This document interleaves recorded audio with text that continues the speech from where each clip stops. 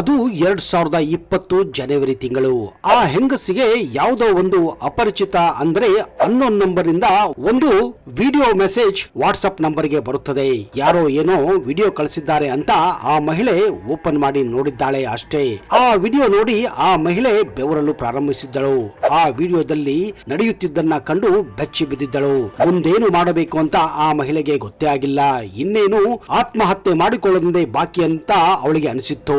ಅಷ್ಟಕ್ಕೂ ಆ ವಿಡಿಯೋ ಕಳಿಸಿದ್ದಾರು. ಆ ವಿಡಿಯೋದಲ್ಲಿ ಅಂತಹದೇನಿತ್ತು? ಅಷ್ಟಕ್ಕೂ ಆ ಮಹಿಳೆಯ ನಂಬರ್ ಆ ವ್ಯಕ್ತಿಗೆ ಸಿಕ್ಕಿದ್ದಾದ್ರೂ ಹೇಗೆ? ಹೌದು, ಈ ಎಲ್ಲ ಬೆಚ್ಚಿ ಬೀಳಿಸುವಂತಹ ಘಟನೆಯ ಇಂಚಿಂಚು ಮಾಹಿತಿಯನ್ನ ಇವತ್ತಿನ ಈ ವಿಡಿಯೋದಲ್ಲಿ ನಿಮ್ಗೆ ತಿಳಿಸ್ಕೊಡ್ತಾ ಇದ್ದೀನಿ. ಈ ವಿಡಿಯೋ ಮುಗಿದ ಮೇಲೆ ನಿಮಗೂ ಗೊತ್ತಾಗುತ್ತೆ ಯಾಕೆ ಕಂಡವರಿಗೆ ನಮ್ಮ ಮೊಬೈಲ್ ನಂಬರ್ ಗಳನ್ನ ಕೊಡಬಾರದು ಅಂತ, ಯಾಕೆ ಅನ್ನೋನ್ ನಂಬರ್ ಗಳಿಂದ ಬರುವ ಕಾಲ್ ಗಳನ್ನ ರಿಸೀವ್ ಮಾಡಬಾರದು ಅಂತ, ಕಂಡ ವಾಟ್ಸ್ಆಪ್ ಮೆಸೇಜ್ ಗಳಲ್ಲಿ ಬರುವ ಫೈಲ್ ಗಳನ್ನ ಕ್ಲಿಕ್ ಮಾಡಬಾರದು ಅಂತ. ನಿಜಕ್ಕೂ ಆ ಎಲ್ಲ ಮಾಹಿತಿ ನಿಮಗೆ ಗೊತ್ತಾಗಬೇಕೆಂದ್ರೆ ಈ ವಿಡಿಯೋನ ಸ್ಕಿಪ್ ಮಾಡದೆ ಕೊನೆವರೆಗೂ ನೋಡಿ. ಯಾಕಂದ್ರೆ ಇದು ತುಂಬಾ ಇಂಟ್ರೆಸ್ಟಿಂಗ್ ಆಗಿದೆ ಹಾಗೂ ನಿಮಗೆ ತುಂಬಾ ಸಹಾಯ ಕೂಡ ಆಗುತ್ತೆ.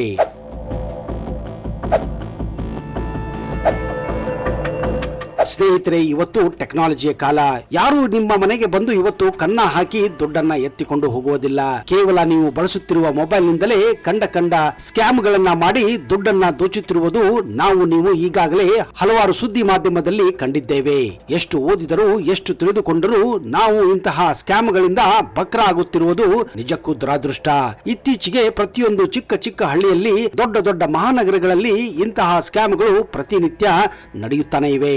ಈ ಘಟನೆ ನಡೆದಿದ್ದು ಪಶ್ಚಿಮ ಬಂಗಾಳ ರಾಜ್ಯದ ಕೋಲ್ಕತ್ತಾ ಬಳಿ ಇರುವ ಹುಗ್ಲಿ ನಗರದಲ್ಲಿ. ಈ ಹುಗ್ಲಿ ನಗರದ ಮಧ್ಯಭಾಗದಲ್ಲಿ ಇದ್ದಂತಹ ಚಂದನ್ ನಗರ ಅತ್ಯಂತ ಶ್ರೀಮಂತ ಕುಟುಂಬಗಳು ವಾಸಿಸುತ್ತಿದ್ದಂತಹ ಒಂದು ಏರಿಯಾ. ಈ ಅಂತದ್ರಲ್ಲಿ ಒಂದು ದೊಡ್ಡ ಭವ್ಯ ಬಂಗಲೆಯಲ್ಲಿ ಕೇವಲ 3 ಜನ ಇರುವಂತಹ ಒಂದು ಫ್ಯಾಮಿಲಿ ಕೂಡ ಇತ್ತು. ನಿಜಕ್ಕೂ ಆ ಫ್ಯಾಮಿಲಿ ತುಂಬಾನೇ ಕ್ಯೂಟ್ ಆಗಿತ್ತು, ಸುಂದರವಾಗಿತ್ತು. ಯಾಕಂದ್ರೆ ಆ ಫ್ಯಾಮಿಲಿಯಲ್ಲಿ ಇದ್ದಿದ್ದೇ ಗಂಡ, ಹೆಂಡತಿ ಮತ್ತು ಒಂದು ಚಿಕ್ಕ ಮಗು. ಗಂಡ ಹೇಳಿ ಕೇಳಿ ಒಬ್ಬ ಬಿಸಿನೆಸ್ ಮನ್. ತಿಂಗಳಿಗೆ 10 ದಿನ ಮಾತ್ರ ಮನೆಯಲ್ಲಿ ಇರುತ್ತಿದ್ದ. ಬಾಕಿ ದಿನಗಳಲ್ಲಿ ಬೆಂಗಳೂರು, ಮುಂಬೈ, ದುಬೈ ಎಂದುಕೊಂಡು ಬಿಸಿನೆಸ್ ಟೂರ್ ಗಳ ಮೇಲೆ ಓಡಾಡಿಕೊಂಡಿದ್ದ. ಹೀಗಾಗಿ ಆ ಮನೆಯಲ್ಲಿ 5 ವರ್ಷ ಮಗನೊಂದಿಗೆ ಅವನ ಹೆಂಡತಿ ಮಾತ್ರ ವಾಸವಾಗಿದ್ದಳು. ಈ ಭಯಾನಕ ಘಟನೆ ನಡೆದಿದ್ದು 2020 ಡಿಸೆಂಬರ್ ತಿಂಗಳಲ್ಲಿ. ಇದೇ ಸಮಯದಲ್ಲಿ 5 ವರ್ಷದ ಮಗನ ಬರ್ತ್ಡೇಗೋಸ್ಕರ ತಾಯಿ ಆನ್ಲೈನ್ ನಲ್ಲಿ ಒಂದು ಕೇಕ್ ಅನ್ನ ಆರ್ಡರ್ ಮಾಡಿದ್ದಾಳೆ. ಈ ಸಮಯದಲ್ಲಿ ಗಂಡ ಕೂಡ ಮನೆಯಲ್ಲಿ ಇರಲಿಲ್ಲ. ಯಾಕಂದ್ರೆ ಅವನು ಬಿಸಿನೆಸ್ ಟ್ರಿಪ್ ಮೇಲೆ ದುಬೈನಲ್ಲಿ ಇದ್ದ. ಆನ್ಲೈನ್ ಆರ್ಡರ್ ಮಾಡಿದ್ದ ಕಾರಣ ಕೇಕ್ ಡೆಲಿವರಿ ಮಾಡುವ ವ್ಯಕ್ತಿ ಸಾಯಂಕಾಲ ಮನೆಗೆ ಬಂದಿದ್ದಾನೆ. ಅವನ ಹೆಸರೇ ವಿಶಾಲ್ ವರ್ಮಾ. ಇವನು ಹುಗ್ಲಿ ನಗರದಲ್ಲಿ ತುಂಬಾ ವರ್ಷಗಳಿಂದ ಡೆಲಿವರಿ ಮಾಡಿಕೊಂಡು ಕೆಲಸವನ್ನ ಮಾಡುತ್ತಿದ್ದ. ಅದರಲ್ಲೂ ಈ ಚಂದನ್ ನಗರದಲ್ಲಿ ಸುಮಾರು 2 ವರ್ಷಗಳಿಂದ ಹಲವಾರು ಡೆಲಿವರಿ ಮಾಡಿದ್ದರಿಂದ ಅವನಿಗೆ ಆ ಏರಿಯಾ ಚಿರಪರಿಚಯವಾಗಿತ್ತು. ಯಾವ ಮಟ್ಟಿಗೆ ಅಂದ್ರೆ ಯಾವ ಮನೆಯಲ್ಲಿ ಯಾರ್ಯಾರು ಇರುತ್ತಾರೆ, ಯಾರ್ಯಾರು ಯಾವಾಗ ಬರುತ್ತಾರೆ, ಯಾವಾಗ ಹೋಗುತ್ತಾರೆ, ಏನು ಕೆಲಸ ಮಾಡುತ್ತಾರೆ ಅಂತ ಸೂಕ್ಷ್ಮ ವಿಷಯಗಳನ್ನ ವಿಶಾಲ್ ವರ್ಮಾ ತಿಳಿದುಕೊಂಡಿದ್ದ.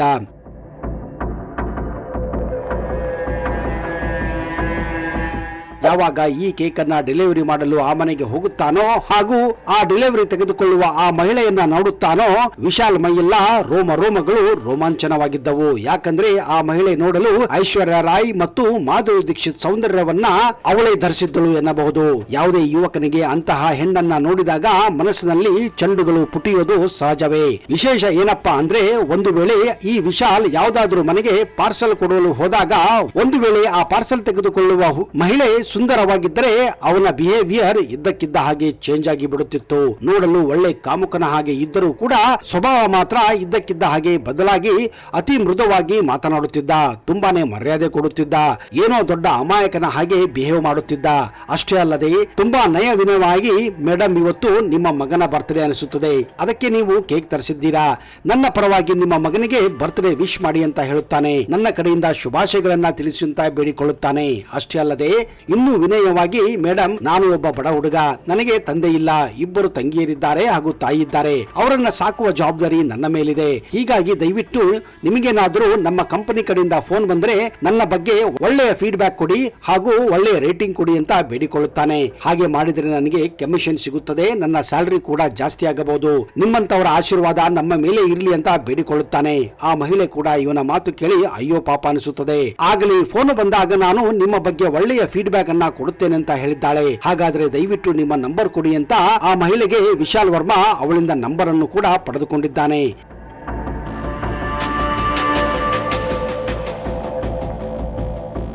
ಇದಾದ ನಂತರ ಸರಿಸುಮಾರು 4 ದಿನ ಕಳೆದು ಹೋಗುತ್ತದೆ. 4 ದಿನದ ನಂತರ ಸಾಯಂಕಾಲ 4 ಗಂಟೆಗೆ ಆ ಹೆಂಗಸಿಗೆ ಒಂದು ಅನ್ನೋನ್ ನಂಬರ್ ಇಂದ ಫೋನ್ ಬರುತ್ತದೆ. ಆ ಫೋನ್ ಮಾಡಿದ್ದು ಬೇರೆ ಯಾರು ಅಲ್ಲ, ಈ ವಿಶಾಲ್ ವರ್ಮನೆ. ಮೇಡಮ್, ನಾನು ನಿಮಗೆ 4 ದಿವಸಗಳ ಹಿಂದೆ ನಿಮ್ಮ ಮಗನಿಗಾಗಿ ಒಂದು ಕೇಕ್ ಅನ್ನ ಡೆಲಿವರಿ ಮಾಡಿದ್ದೆ. ಹಾಗೆಯೇ ನಿಮ್ಮ ಕಡೆಯಿಂದ ನಿಮ್ಮ ನಂಬರ್ ಅನ್ನ ಕೂಡ ಪಡೆದುಕೊಂಡಿದ್ದೆ. ಅದಕ್ಕೆ ನಿಮಗೆ ಫೋನ್ ಮಾಡಿದ್ದೇನೆ. ದಯವಿಟ್ಟು ಕ್ಷಮಿಸಿ. ನಿಮ್ಮ ಪರವಾನಗಿ ಇದ್ದರೆ ನಿಮ್ಮ ನಂಬರ್ ಅನ್ನ ನಮ್ಮ ಮ್ಯಾನೇಜರ್ ಗೆ ಕೊಡಬಹುದಾ? ಯಾಕಂದ್ರೆ ಅವರು ನನ್ನ ಡೆಲಿವರಿ ಮಾಡಿರುವ ಬಗ್ಗೆ ಹಾಗೂ ನನ್ನ ಬಿಹೇವಿಯರ್ ಬಗ್ಗೆ ಫೀಡ್ಬ್ಯಾಕ್ ಅನ್ನ ಕೇಳಬಹುದು. ನೀವು ಒಂದು ವೇಳೆ ಒಳ್ಳೆಯ ಫೀಡ್ಬ್ಯಾಕ್ ಕೊಟ್ಟರೆ ನನಗೆ ಸ್ಯಾಲರಿ ಹೆಚ್ಚಾಗಬಹುದು ಅಂತ ಅತ್ಯಂತ ವಿನಯದಿಂದ ಮಾತನಾಡುತ್ತಾನೆ.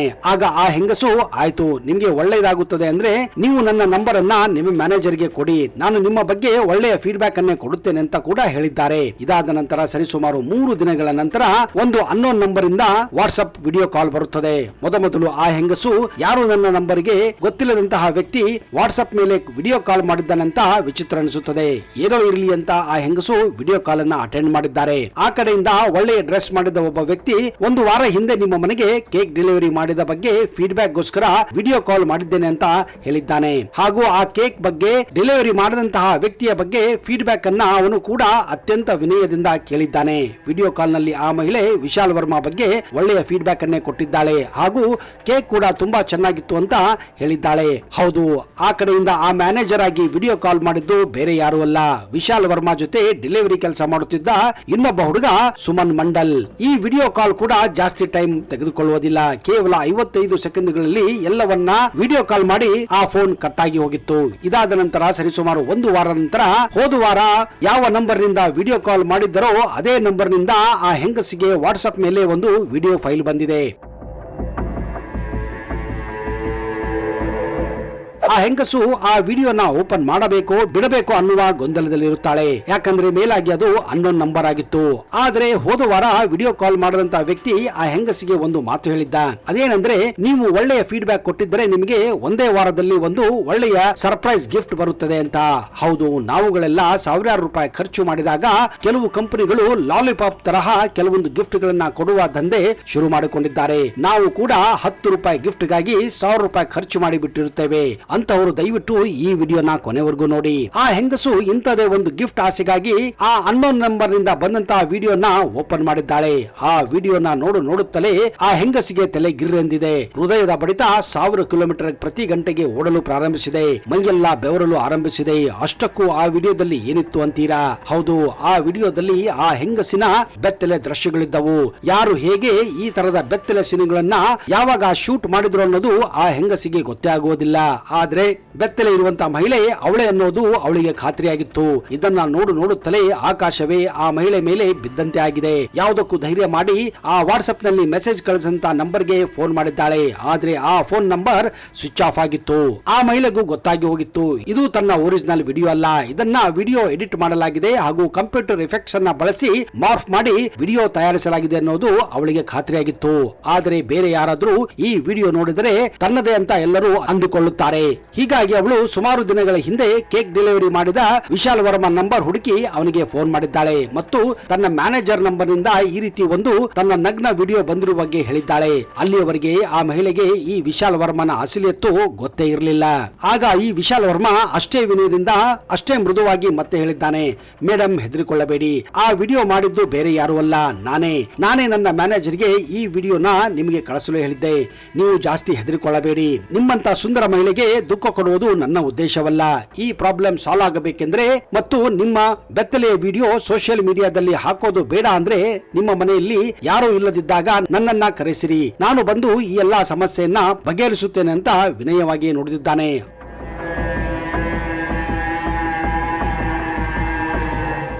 ಆ ಮಹಿಳೆಗೆ ಸಿಟ್ಟು ಬಂದು ತಕ್ಷಣವೇ ಆ ಫೋನ್ ಅನ್ನ ಕಟ್ ಮಾಡಿದ್ದಾಳೆ.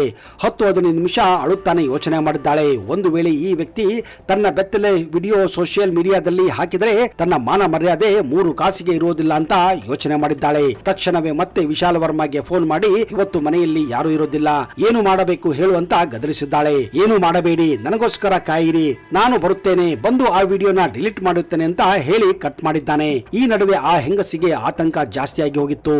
ಏನು ಮಾಡಬೇಕು ಅಂತ ಅವಳಿಗೆ ಗೊತ್ತೇ ಆಗೋದಿಲ್ಲ.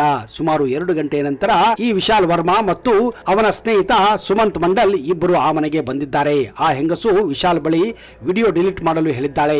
ವಿಶಾಲ್ ವರ್ಮಾ, ಆಯ್ತು, ನಾವು ಈ ವಿಡಿಯೋನ ಡಿಲೀಟ್ ಮಾಡುತ್ತೇವೆ, ಆದ್ರೆ ನಾವು ಹೇಳಿದ ಹಾಗೆ ಮಾಡಿದರೆ ಒಳ್ಳೆಯದು, ಇಲ್ಲವಾದ್ರೆ ಇದನ್ನ ಈಗಲೇ ಸೋಷಿಯಲ್ ಮೀಡಿಯಾದಲ್ಲಿ ವೈರಲ್ ಮಾಡುತ್ತೇವೆ ಅಂತ ಹೆದರಿಸಿದ್ದಾರೆ. ಆಗ ಆ ಮಹಿಳೆ ಏನು ಮಾಡಬೇಕು ಹೇಳು ಅಂತ ಕೇಳಿದ್ದಾಳೆ. ಅದಕ್ಕೆ ವಿಶಾಲ್ ವರ್ಮಾ, ನಮ್ಮಿಬ್ಬರ ಜೊತೆ ನೀವು ಮಲಗಬೇಕು, ನಮಗೆ ಸುಖವನ್ನ ಕೊಡಬೇಕು, ಹಾಗೆ ಮಾಡಿದರೆ ತಕ್ಷಣವೇ ಈ ವಿಡಿಯೋನ ಡಿಲೀಟ್ ಮಾಡುತ್ತೇವೆ ಅಂತ ಹೇಳಿದ್ದಾರೆ. ಆ ಹೆಂಗಸು ತನ್ನ ಗಂಡನಿಗೆ ಹೆದರಿಯೋ, ಸಮಾಜಕ್ಕೆ ಹೆದರಿಯೋ, ಎಲ್ಲಿ ಇವರು ಈ ವಿಡಿಯೋನ ವೈರಲ್ ಮಾಡುತ್ತಾರೆ ಅಂತ ಹೆದರಿ ತನ್ನ ಶೀಲವನ್ನ ಅವರಿಬ್ಬರಿಗೆ ಒಪ್ಪಿಸಲು ಮುಂದಾಗಿದ್ದಾಳೆ. ಮುಂದೆ ಅವರು 1 ಗಂಟೆಗಳ ಕಾಲ ಅವಳ ಬೆಡ್ರೂಮ್ ನಲ್ಲೇ ಅವಳ ಜೊತೆ ಕಳೆದು ಆಮೇಲೆ ಅವಳ ವಿಡಿಯೋವನ್ನ ಡಿಲೀಟ್ ಮಾಡಿದ್ದಾರೆ. ಹೀಗೆ ಡಿಲೀಟ್ ಆದ ಮೇಲೆ ಆ ಮಹಿಳೆ ನಿಟ್ಟುಸಿರು ಬಿಟ್ಟಿದ್ದಾಳೆ. ಹೇಗೋ ಒಂದು ದೊಡ್ಡ ಪ್ರಾಬ್ಲಮ್ ನಿಂದ ಹೊರ ಬಂದಂಗೆ ಆಯ್ತು ಅಂತ ಅಂದುಕೊಂಡಿದ್ದಾಳೆ. ಆದ್ರೆ ಸ್ನೇಹಿತರೆ, ಈ ಇಬ್ಬರು ಕಿರಾತಿಕರ ಅಸಲಿ ಆಟ ಆರಂಭವಾಗಿದ್ದೇ ಇಲ್ಲಿಂದ ಅಂದ್ರೆ ನೀವು ನಂಬಲೇಬೇಕು. ಹೌದು, ಸರಿಸುಮಾರು 2 ದಿವಸಗಳ ನಂತರ ಆ ಮಹಿಳೆಗೆ ಈ ಬಾರಿ ವಿಶಾಲ್ ವರ್ಮನೆ ಒಂದು ವಿಡಿಯೋನ ಕಳಿಸಿದ್ದಾನೆ. ಆ ಮಹಿಳೆಗೆ ಮತ್ತೆ ನಡುಕ ಪ್ರಾರಂಭವಾಗಿತ್ತು. ಈ ಬಾರಿ ಈ ವಿಶಾಲ್ ವರ್ಮಾ ಏನು ವಿಡಿಯೋ ಕಳಿಸಿದ್ದಾನೆ ಅಂತ ತೆಗೆದು ನೋಡಿದಾಗ ಆ ಮಹಿಳೆಗೆ ತನ್ನ ಕಾಲ ಕೆಳಗೆ ಭೂಮಿಯ ಕಳಚಿ ಬಿದ್ದ ಹಾಗೆ ಆಗಿತ್ತು. ಹೌದು, ಈ ಬಾರಿ ಆ ವಿಡಿಯೋದಲ್ಲಿ ಇದ್ದಿದ್ದು ವಿಶಾಲ್ ವರ್ಮಾ ಮತ್ತು ಅವನ ಸ್ನೇಹಿತ ಸುಮಂತ್ ಮಂಡಲ್. ಆ ಮಹಿಳೆ ಜೊತೆ 3 ದಿವಸಗಳ ಹಿಂದೆ ಅವಳ ಬೆಡ್ರೂಮ್ ನಲ್ಲಿ ಅವಳ ಜೊತೆ ಕಳೆದಂತಹ ಒರಿಜಿನಲ್ ವಿಡಿಯೋ ಆಗಿತ್ತು. ನಿಜ ಹೇಳಬೇಕೆಂದ್ರೆ ಮೊದಲ ಬಾರಿ ಆ ಮಹಿಳೆಗೆ ವಿಡಿಯೋ ಕಳಿಸಿದಾಗ ಅದನ್ನ ಕಂಪ್ಯೂಟರ್ ಗ್ರಾಫಿಕ್ಸ್ ಹಾಕಿ ಎಡಿಟ್ ಮಾಡಿ 40 ರಿಂದ 50 ಸೆಕೆಂಡ್ ವಿಡಿಯೋ ಕಳಿಸಲಾಗಿತ್ತು. ಆದ್ರೆ ಈ ಬಾರಿ ಕಳಿಸಿದ ವಿಡಿಯೋ ಪಕ್ಕಾ ಒರಿಜಿನಲ್ ಆಗಿತ್ತು. ಅದು ಕೂಡ ಈ ಇಬ್ಬರು ದೈತ್ಯರು ಆ ಮಹಿಳೆ ಜೊತೆ ಕಳೆದಂತಹ ಸಂಪೂರ್ಣ ಒರಿಜಿನಲ್ ವಿಡಿಯೋ ಆಗಿತ್ತು.